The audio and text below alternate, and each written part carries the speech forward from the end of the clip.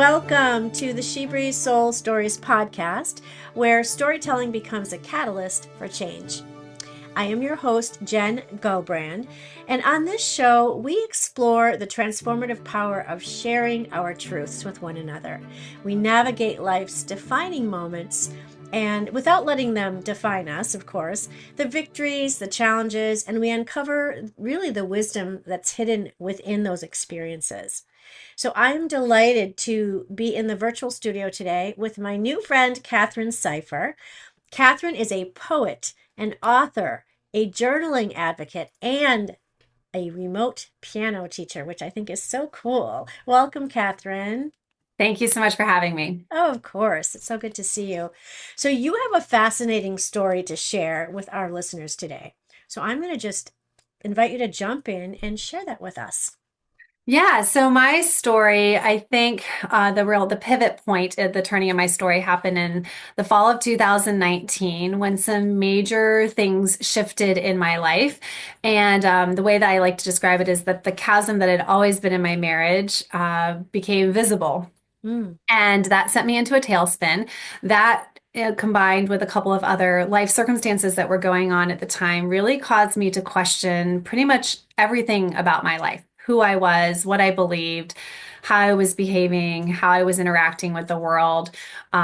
Just everything kind of went up in as it flames usually does, right? All at once. all at once. Yeah, every aspect of my life was kind Right. of put into question. And I didn't know which way to turn or what to do. And to put it in context, at the time I had been married for 19 years, and that entire time had been a stay-at-home wife, mom, and homeschooling mother of our six children. The youngest at the time was about 4 months old, and the oldest, I think, was 12.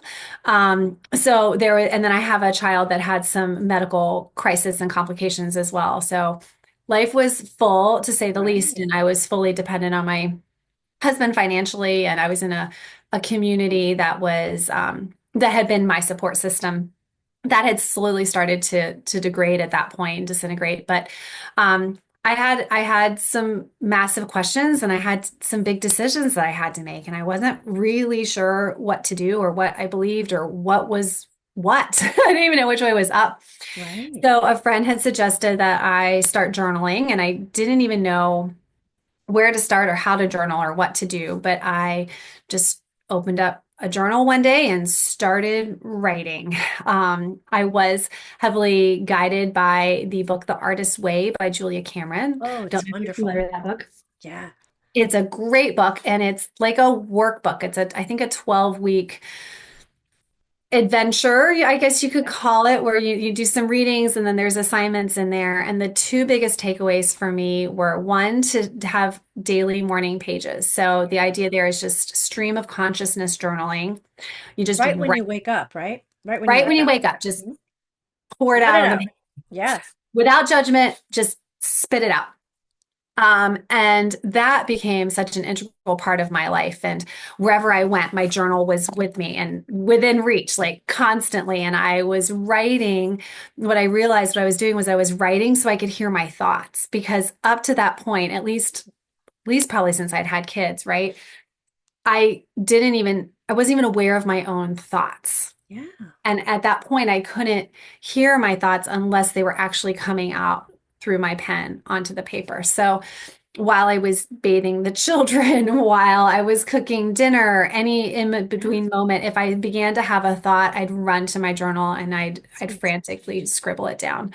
Yeah, Um, because that it's not like you had a lot of free time when you were managing a home and raising six kids. I mean, no, there was that's no free time. right. No free time. We don't know this phrase. What is free time? No, there is Right. none. So it was always a dual multitask kind of thing. Like, okay, Yeah. you are there playing in the bathtub and I am sitting here on the toilet Yeah. writing. That Yeah. was kind of just what it looked like. And that process really began to, again, to help me see what was what, Mm. helped me ask the questions I needed to ask, helped me find the answers that I needed to find. And turns out that they were right there within me Right. all along. And isn't it true we're always looking external for the answers and they're right in here. If we They could all were quiet right. our minds long enough to actually hear them. Yeah. Yeah. Yeah. Yeah. So, wow. Okay. So then what? So then what? So then I ended up, COVID hit that March, and then things were even harder for me. At that point, the marriage was even worse. So we ended up getting a divorce, and I went from, like a bit said, being a stay-at-home homeschooling mother of six to being a single mom of six. And so I had to figure out, now, how am I going to support my family? What am I going to do? And again, COVID shut everything and everyone down. Yeah.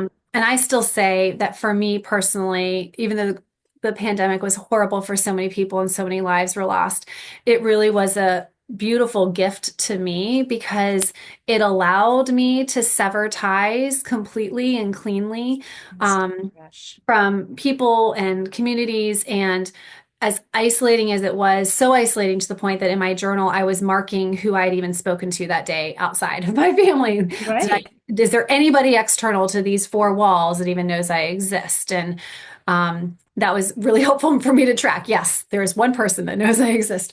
But it was such a dark time, but it really allowed me to shut everything out and go insular and really try to figure it out. And one of the ways that I describe it is, it was like when the caterpillar goes into the chrysalis before it becomes a butterfly, Right. that in between stage when they're not yet still a caterpillar and they're not yet a butterfly and they're literally just a messy goo in the middle. Yeah. I don't I'm understand the just the science messy of it. goo. Yeah. I don't understand the science. And the fascinating thing, well, I'll get there. That was me during that time, was that Sure. I So was many of just us. a Yeah. mess. And I think a lot of us that have been through massive transformation Mm. understand and recognize that. What I think is fascinating is that the DNA does not change, I don't think, right? It's the Right. same DNA. And so on the other side, I'm still me, but I think honestly, I'm more of me now than I ever was before. I know my own voice. I have agency Mm. over the life that I am creating. The little bits and glimmers of hope or ideas that were sprinkled in those first few pages of my journal of what am I going to do? How am I going to support my family? What do I want to be? They are, if they haven't already come true now, they are beginning to come true, and they are still things that I am pursuing.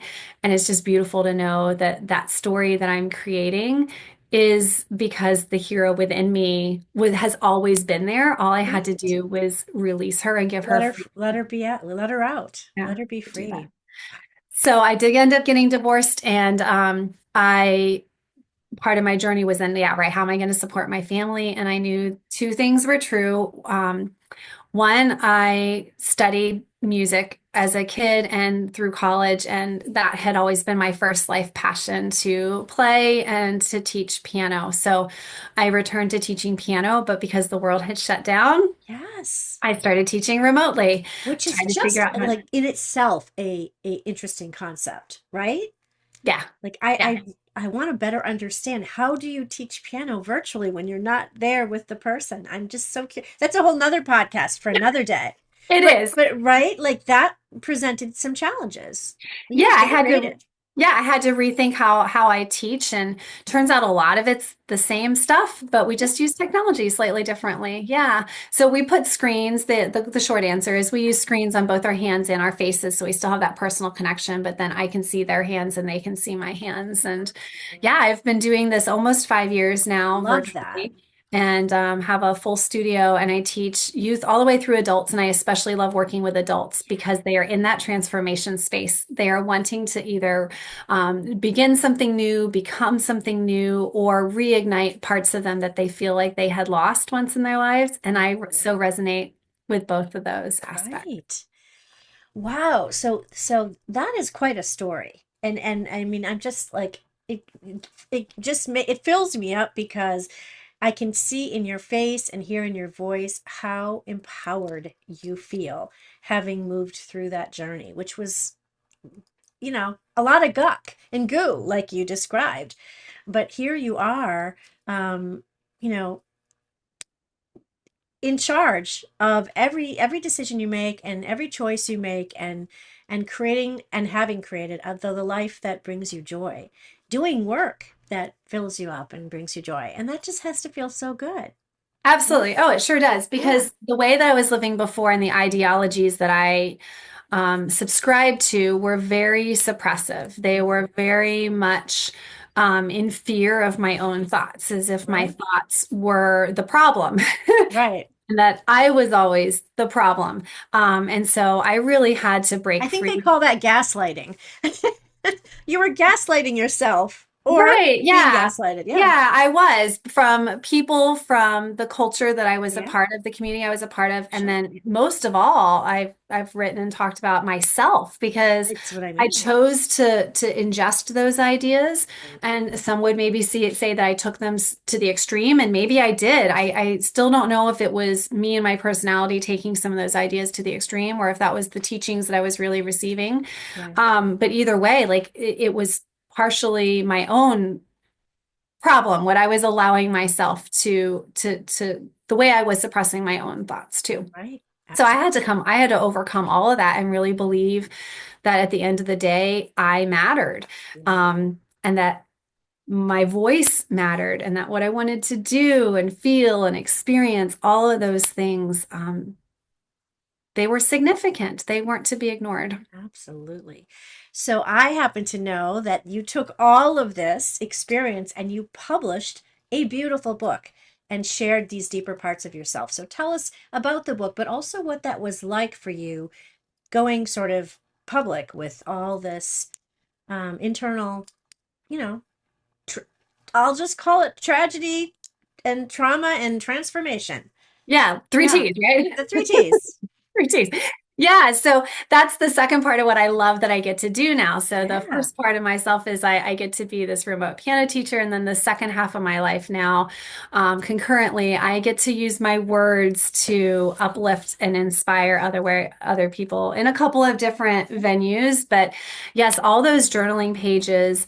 One of the other things that popped out there was somehow I wanted to use writing to help empower, inspire, encourage women. I wasn't quite sure what that path would be, and I had a couple of different ideas and started to pursue them. And one of the things that led me to was to hiring a writing coach and working in a writing circle with a group of other women that were working on writing their memoir and finding their stories and telling their stories. And so I enrolled in that group and began to write even more. And as I wrote, when I responded to prompts, poetry kept popping up. Right. And it took me a long time to even recognize that it was poetry. It took me a while to even realize that half of what I was journaling, the way I was doing my personal journaling, was through poetry. And so over time, I just kind of kept exploring and writing and crying and weeping as I wrote through my journal and finding different prompts from different resources and just writing my heart out. And then realized I think I've got a lot of these poems. Yeah. I don't Yeah. know what to do with them. And I showed them to my writing coach, and she said, she said, well, why don't you put them in a document and Yeah. just kind of throw them in one space and we'll just see what you've got. And I did that and organized them in a way that kind of expressed the poems that felt like my voice was the weakest at Mm. the beginning and the place where my voice was the strongest at the Yes. end. Not that the poems are weaker at the beginning, but Yeah. the sense of my personal agency and Right. ability to recognize my voice got stronger over the time. And so she said, what you have here is not just a collection of poems, but you have a memoir written in verse. Yes. And so that was something. Um, I hired an editor to help me process through how to make my language even sharper and crisper and more effective. And yeah, so now I have a published collection, poetry memoir. And so I essentially created what I initially joined the writing group to do, which was to write a memoir. But instead of telling all the details of the life, it really follows the emotional landscape of a woman who is rebecoming, a woman who is finding her voice, taking it from the whispers and turning it into a roar, I and learning love that she that. can become the hero of her own story. It's so beautiful. Do you have a copy that you can hold up? I do. And I because you do. also created the cover, which I I, did. Yeah. So it's called Barely a oh, Whisper, Poems for the so Heart of Woman beautiful. and Becoming. It's absolutely And beautiful. yeah, so I did the watercolors on it. Yes. You're so talented. Thank you. So what was that like for you? Like again, coming from a, suppressed way of being in this community, in your relationship to, the butterfly going through the goo, and now you're the butterfly, and but you're also like proclaiming this to the whole world, right? When you put yourself on paper and you publish, like I know because I've been there, it's like there's no going back. So now what? And how was that experience like for you? And did you have fear around that? Of course you did, but tell us a little bit about that. Yeah, of course I had fear. Like, who doesn't have fear? Right. Especially like doing stuff like that because it's so vulnerable and raw. It was Yeah. so vulnerable and raw. Yeah, there was a lot of fear. How am I going to be perceived? What are people going to think? How are they going to judge me? Whoever, I don't even know who they was, I but know, right? That I don't there's know who they always was. that group. We Right? don't know who Whoever they are. they is. But I was terrified. I Yeah. was going to share it with people that knew me. And, I had one friend reach out and she said, I am so sorry. She said, I knew you were going through it, but like, I did not know, like it was like that. And I was like, Yeah. oh, I didn't write it or share it so you would feel bad. Uh-huh. But I think it ushers people in, I think in a very universal way to the pain and the questions and the doubts. And I think a journey that so many women in particular have experienced and have gone through. I decided to share it. Two reasons. I think one, I felt compelled, like I felt I had no choice. I Right.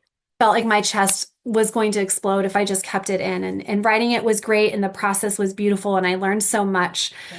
from that. And I learned so much from taking that bold step to share it. Um, but I also had heard from other people that my writing in the past, whether it's just a Facebook post or blog post or whatever, has moved people in the past. And Yes. I thought, um, if I really believe that I matter and that my voice matters, and really to take it back a step, I used to advocate for women that are in the fair trade movement. And I used to say that every woman matters and Yeah. her voice matters. Yeah. And so if I really believed that they mattered, I had to Right. come to the place where I accepted I matter Yeah. and my voice matters, which led me to the path of saying, well, why not me? Yeah. Like, I don't have to have this elaborate life or some fancy dramatic story, though I might have a bit of a dramatic story. I don't have Just to a bit. have, like the things. I don't have to have the popularity or Right. celebrity to publish a book. Right. Why not me? I matter. My voice matters. Yeah. So let's put it out there and with the hopes that somebody else will resonate with it and feel less alone in their journeys, And more that's inspired to exactly what take that leap happens. if they need to and Exactly. less, more, Not broken. They're not broken. They're not yes, alone. And yeah. I know. I mean, I went through similar experiences and having this fear of, oh my gosh, my own family, the people closest to me didn't know a lot of this stuff. And now I'm putting it out for the whole public. And how will people who are, part of my story feel? And then I realized it really wasn't about them, their reaction, their judgment of me. It was about my release, my liberation, and my evolution. And I think that we have to get to that place where we make that switch in our mindset about the why. This is about my becoming, to your point, my evolving, my growth, my healing. And when we can let go of that attachment to how others will respond, it's just that's when the magic happens, right? And absolutely, you don't even know who you're reaching with your words, because there's so many women out there who do resonate with some parts of your story, if not all of them. And I think that's the power in this. And we talk a lot about, writing. It's one thing, right? Like when you journaled, right? And when you wrote your poetry and you decided to put this collection together. But then when you speak it like you're doing now, and you've been doing now for almost a year, right? And you declare it out loud, I think that's even a different level of impact in terms of the release of it. Do you agree? And plus also the catalyst that it has for building community, empathy and compassion and community, right? absolutely. Yeah. Because these poems were never written with the intention of sharing them. Right.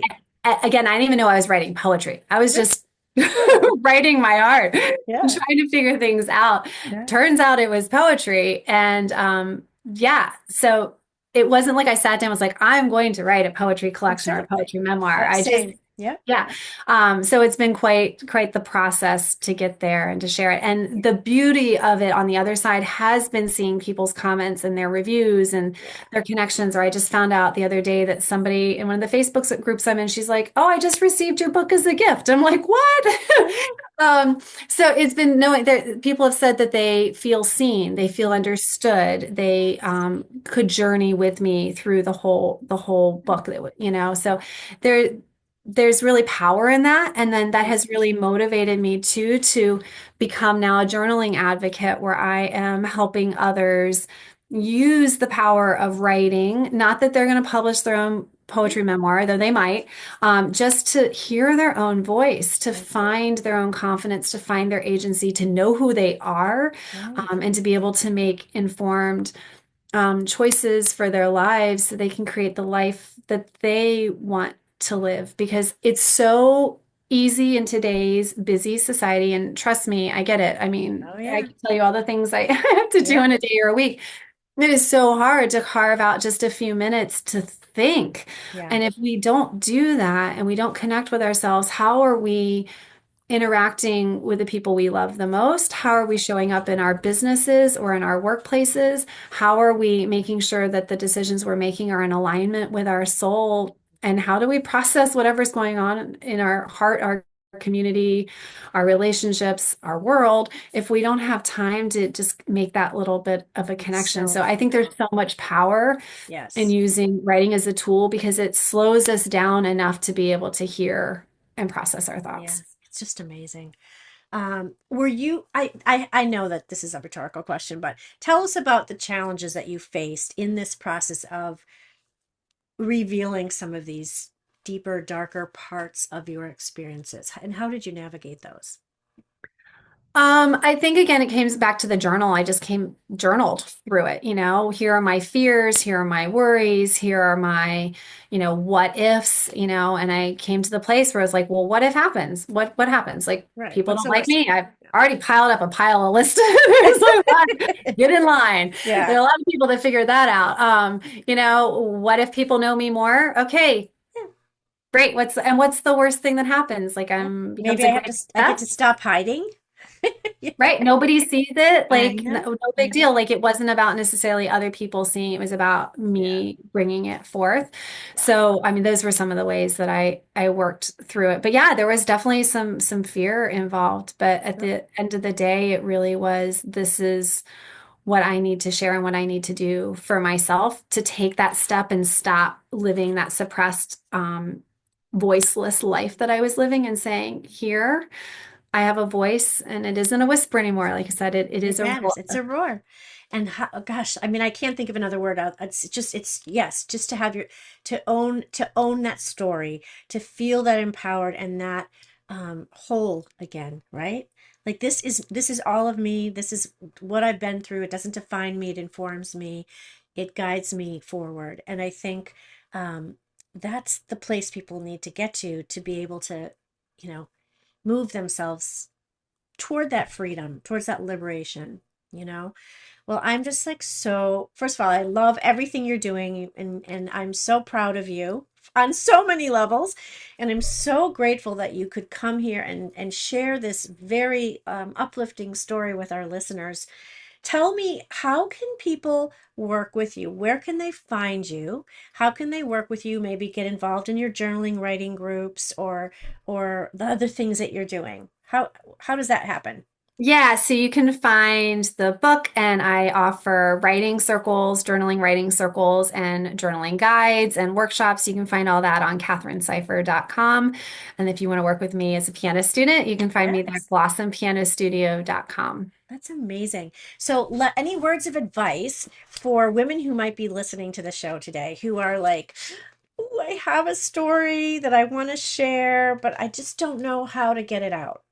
How would you guide them or For encourage them? sharing your story, first, I would say that really hunker down and ground down into the belief that you matter. Yes. first and foremost. Yes. Really believe that you matter and that your voice matters, because if you want to write and share, you are going to face imposter syndrome, and you are going to face the fears and all the challenges. And then you got to market the thing if you actually put it out there. So you Yeah. really have to You believe in can't the be process. hiding when you do this stuff. No one's going to market it for you. So it takes lots of levels of true self-belief to be able to do that, which means you've really got to know that you matter first and foremost, and that your voice matters.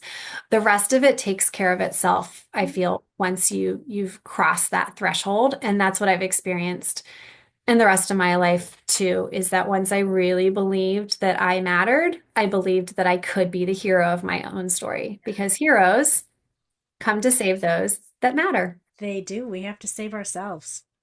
Isn't it funny that it takes so long to learn that very simple thing? Well, because we're so programmed to think somebody's, gonna come and save us. But if you hear nothing else from this podcast, everybody, hear that. Be your own hero, your own heroine, because right, it has to start there. That self-love, that self-actualization. And you're right. After you get there, everything else kind of just unfolds in the way that it needs to. Yeah. Beautiful, beautiful message.